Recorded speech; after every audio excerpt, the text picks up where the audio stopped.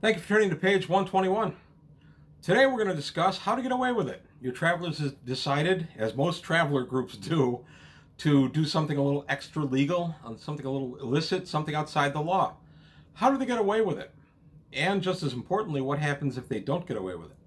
So today is going to be more focused on how to get away with it, tips to help your travelers and help you as a GM deal with them trying to get away with things in the law, and ways you can put hurdles in their path, or you can penalize them. And we're going to take a look at what happens if they do get caught out of the 2022 update for the traveler rules from Mongoose 2nd. There's a nice little chart in here for prison sentences, so I'm going to go ahead and show that. But today is more focused on how to get away with it, what you as the GM would need to do to work with your players, and what your players actually need to do to get away with it, and what happens if they do something really stupid. So today on page 121, how to get away with it. All right, today we're taking a look at travelers and how they get away with it. What kind of things can they use to get themselves out of trouble with the law? In Traveler, law level of a planet dictates what you can and can't do on the planet. But there's also law between the stars, which is the Imperial Navy. There are a lot of different ways for your travelers to get caught, but there are a lot of ways for your travelers to get away with something. So first we're going to take a brief look at law levels. I already covered this topic in a previous video, so I'm not going to spend a lot of time on it. But basically what you as the Traveler GM need to determine is what laws, if any, they're breaking. Here we have a look at, banned goods. So what goods are banned? It might be illegal to bring a hand computer onto the planet because the tech level is lower and there's a fear of that society will be contaminated, or it's a dictatorship and they don't want anything that will spread information easily.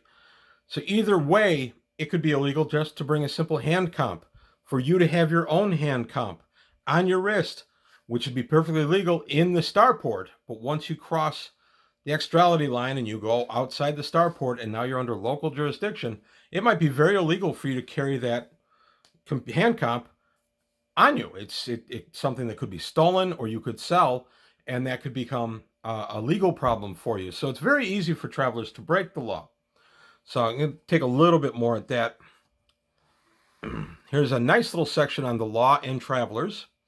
And then we get a nice little chart here. I'll zoom in on this guy because I like this chart. And it is sentencing. These are the sentences that could be imposed upon your travelers for crimes that they've committed. Now, I'm going to go from the viewpoint of a game master that's not looking to start any kind of in-prison type game. So in other words, I'm looking for my travelers to stay at liberty and continue their various adventures. So I'm going to look at ways that we have used in my campaign, I both as a player and a game master. I want to take a look at ways that we have circumvented the law that added to the fun and everything else. It may not be strictly accurate. It may not be something you could actually get away with. That's not important. The important thing is fun. So basically, my campaign now, we haven't played yet. It's looking like at least another 2 weeks before we play another session of Traveler. But in my campaign, if you follow my channel, you know that my players have gotten a far trader, and they've decided, it's an armed far trader, so they've decided, hey, let's go pirate. And I've had a conversation with them since my last video on this topic, and yes, I am correct. They are going pirate. They're rather excited about it. So they're going to be pirates, and they're going to figure out how they're going to be pirates and everything. So that's given me a lot of thought, how are they going to get away with it? So that's kind of what brought this topic to mind for me today. So, they're going to be pirates. And now I'm thinking, what are ways I can catch them? What are ways they can get away with it? So I've already made it clear, by the way, piracy in this case will simply, you're hijacking cargoes and things like that. I don't want them, killing witnesses in job lots or anything like that. And they understand that. I don't run games like that. That's not why I play role-playing games. So they understand that. So they'll work around that with me. So because I'm getting that concession from them, I'm going to give a little concession. And if you're listening, I'm completely lying here, and you're not going to get any kind of break at my table, players. But if you're listening, or if you're not at my table, then I'm going to give them a break or two to let them get away with a thing or two. In other words, I'm not going to have an Imperial destroyer sitting right there as they're coming off the ship that they've just stolen the cargo from, or anything like that. If they make bad moves, if they're hitting a space lane that has frequent traffic or is known to have Imperial ships in the area, uh, then we'll talk. But as long as they give me a good, cogent plan of how they're going to go about their little piracy, then I'm okay with it. And right now, they're planning on using their weapons to kind of make the other unarmed, quote unquote, merchant stand down, prepare to be boarded, and steal his cargo. They're going to be changing the emissions of the ship, and I'm going to get into that in a second, and they're going to play with the transponder. So, going to the emissions of the ship. Can you change the emissions of your ship? Yes, you can. It's simply a matter of tuning or untuning your engines.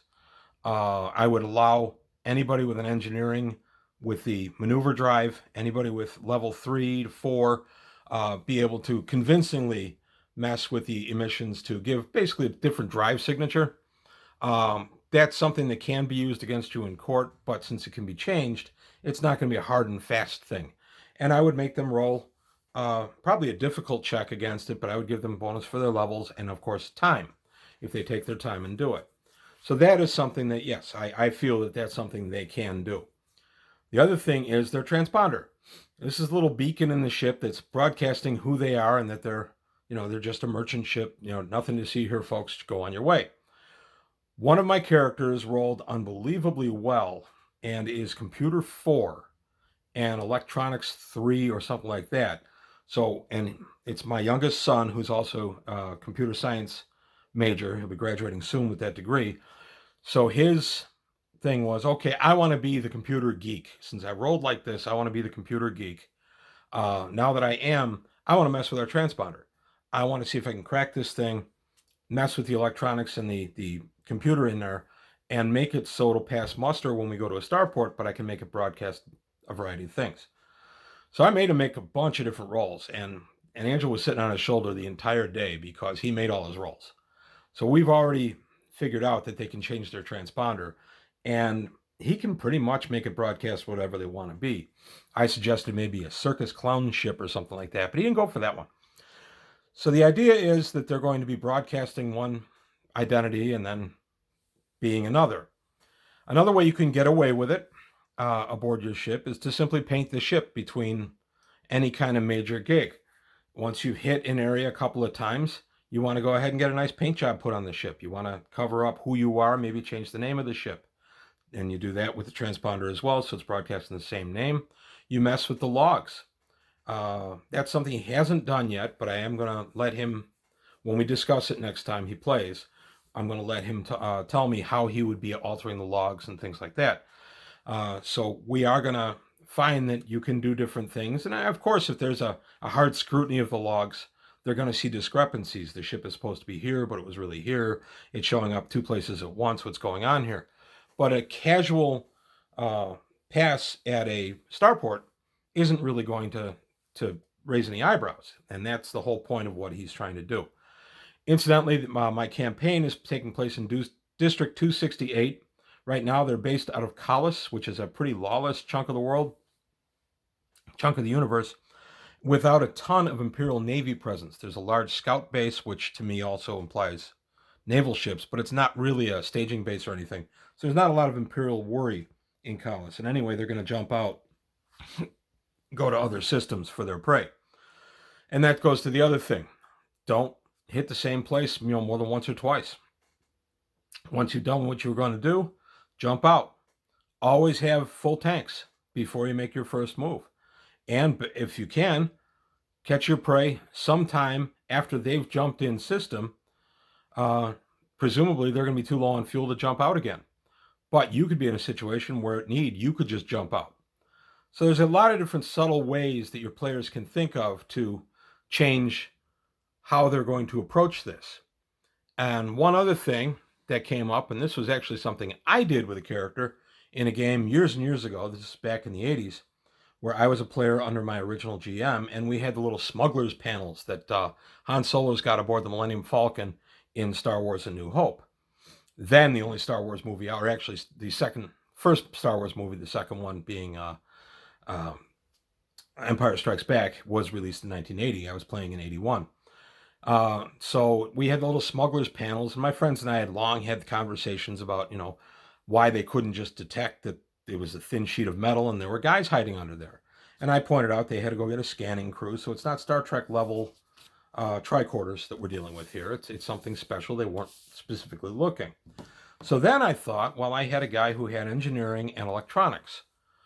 What if I made up a false panel, a false bottom to that little area? In other words, you'd pull the panel off, and it would be about 6 or 8 inches deep.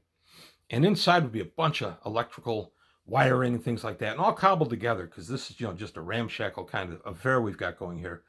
And I would have them giving some intentional short circuits. And my idea was that would obscure even scanning, because they would just pick up the electrical interference, and beneath the false bottom, it's only 6 or 8 inches down below the plate, there would be a hollow where things or people could hide. And my GM liked this idea, and he liked that I actually sat down with the books and came to him with the skills I would need and how I would need to do it. So we made the requisite rolls, and I was able to do it. We actually used that little hidey hole place quite a bit for the campaign going forward. My GM ran that game for off and on for about another year, and that came in very handy. And especially the scanner crews and things like that would come in, and they wouldn't pick it up, because all they'd pick up is the electrical interference. So there's no reason you couldn't do that inside a wall, have a hollow in a wall, and then just obscure it with some electronic interference that wouldn't harm the person or things hiding in the wall, but would keep it from being detected on a scanner. So there's a lot of different ways you can get away with it. But what happens when you don't get away with it? What happens when you're caught? Well, I just showed you the chart for penalties. There's also an old great adventure that I may look at in detail sometime on the channel called Prison Planet. You've been caught. You've been sentenced. You've been sent to a prison planet. This takes place in the Solomani Rim during the Golden Age, so around 1105. And it's a neat little book, and this was unusual for these books. This guy is 63 pages long. That's a very long adventure for this era and for this style of book. So I've been reading this in preparation for this game and this video rather, and my game coming forward. So I may take a look at the Prison Planet video on the channel sometime in the next couple of weeks, just because I'm reading it again. My GM ran this game toward the end of his run as our GM in Traveler. And then when he dropped, I kind of picked it up and finished it. We had a separate group of travelers who had been imprisoned, and it was kind of its own little campaign. These weren't characters that we loved that got locked up. These were characters we made expressly to be in this campaign, or this game. And the GM left our group for various reasons, life reasons, no fight or anything, but he left our group for life reasons, and I took over his campaign with his blessing, and I ran his campaign for a little while, and then of course I made my own stuff. But I decided I would finish up the Prison Planet adventure, and we had a lot of fun with it. The life in the prison was very interesting, how they got along day to day, and then of course the inevitable attempt at a prison break. As the name implies, Prison Planet, and this was back in the early to mid 80s, even the early 80s, probably 82 to 83. So long before Star Trek 6 came out with Rura Penthe or anything like that, we had Prison Planet. So it's an enjoyable adventure. I will take a look at it, but it gives you a good idea of what happens if the travelers do get caught. One other quick thing is I will almost always in the game give the travelers an opportunity to get out of a situation. In other words, I'm not going to put the destroyer right there, weapons locked, and they're going to get arrested unless they've done something extravagantly dumb. But I may have a local system defense boat catch them, because then if they're caught by that group, they'd be subject to the laws of the planet. Once they get taken to the planet and everything, they may find out that it's a situation they can bribe their way out of, or it's an easy way to break out. You're in a Mayberry type jail from Andy Griffith, and it's easy to crack out of the jail. They're just unsophisticated bumpkins that don't really know how to handle you. They're from a lower tech base. You're a higher tech base. Maybe you rig up something with some of the electronics that are available in the cell. A lot of different ways your travelers can get out of a local problem. And I like that. So if I'm going to have my travelers get in trouble with the law, 9 times out of 10, I'm going to do it with the local law. I'm not going to bury them under imperial justice unless they've really got it coming, which is, of course, the point of Prison Planet. That is an imperial prison that they're in. Imperial Navy is going to be very sophisticated in dealing with prisoners, in dealing with the judicial things like that. I don't want to get my players locked up for the rest of their natural lives. That's no fun. So very often, if I feel they've transgressed so badly in a some kind of shakedown or something on a local planet, and I feel the need for law enforcement to step in, I'll try to make it the local authorities whenever I can. And that way, there can be a lot of role playing and a lot of things they can do to get out of it at the local level before it ever touches imperial level. Imperial level, it's going to be much, much harder to bribe somebody or talk your way out of a situation or just flat escape than if you're at a local level. So, those are my little things. Keep in mind, the starport itself has a brig. They all do. They've got some place to lock somebody up, and that's Imperial territory there. So if they get in trouble in the starport, they're going to be subject to Imperial laws, and that can be a real problem for them. So that's it. A little bit of how to get away with it, and a little bit of what happens if you don't, and ways you can make this work in your traveler campaign. I hope you liked the topic. I hope you enjoyed the video. Please remember, I'm doing a membership drive always. It's gone very well. I want to thank everybody who's subscribed already. Thank you very much. I've also got a Patreon going that's showing some signs of life. So thank you guys for that. To my patrons, thank you very much. Anybody who's still kind of thinking about it, come on in, support the channel a little bit. I'm working to upgrade my electronics, that kind of stuff, and I need a little capital to do that. So if you can help out, that'd be wonderful. But that's all I've got to say today on page 121. Thanks for your time, and I'll see you next time.